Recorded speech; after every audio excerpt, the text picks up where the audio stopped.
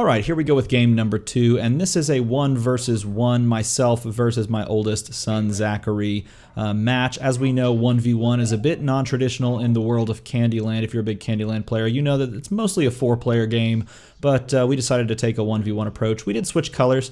I am playing red, and my son is playing blue. He lands a single blue for the second game in a row, which is the third highest tempo play that you can possibly make. Of course, the other two higher tempo plays right at the beginning would be a turn 1 ice cream or a turn 1 lollipop, because those do move you further into the board. I land a single blue myself on turn number 2. His turn is a single yellow, so he's going to continue his march down the board. We switch colors, as I mentioned, and it's important to switch colors anytime you play so that we can keep that inherent imbalance of the power of the red piece.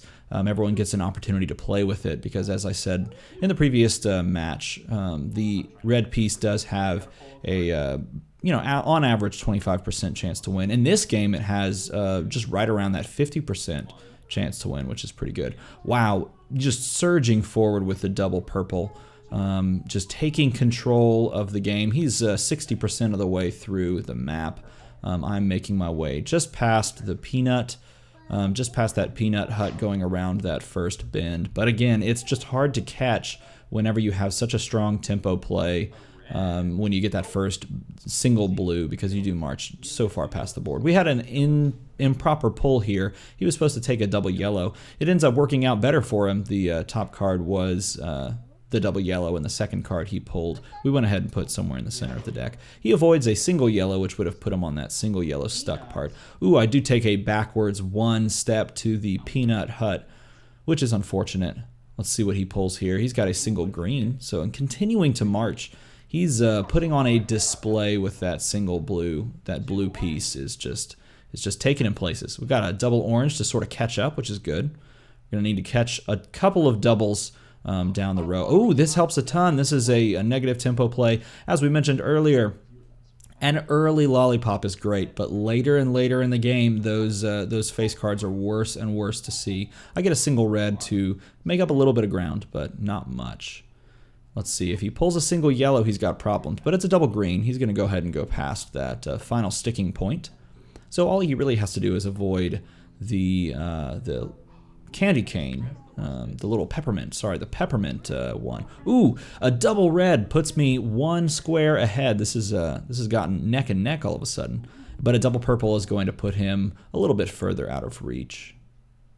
Back into first place. He's gonna put himself on that purple. Let's see what we pull. Ooh, a single green. That does catch me up a little bit because we are pretty close. That curve, that second to last curve of the board looks deceptive. It looks like you're further than you are, but now he's definitely further than I am because he's got the double orange. It's going to put him right around that last bend, going around that last curve to a victory. Ooh, a double blue just in time gets me right behind him again. This is going down to the wire. He's go ahead and stop and eat some of those gumdrops on the side of the road before he pulls his card. A single blue. So there is a window open here. If I could get like a double yellow, a double blue, that actually does it too. Double blue pulls into first place, and I am going to leave my piece there because I know either this turn or next turn he is going to be crossing that finish line, and of course I want to be a good sport, so I want my piece to give his piece a high five. Looks like he does pull a single orange and that last card, double green, to get him onto the finish line. And we'll give our pieces a nice high five.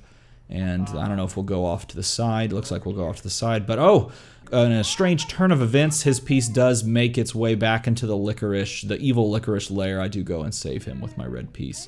He decides he wants to go to the castle, and I believe we call it there. So it's another good game, and this is the power of the red piece. It's two games in a row. I've said it both games, that red piece is just very strong. So I hope you enjoyed that. As always, thanks for watching.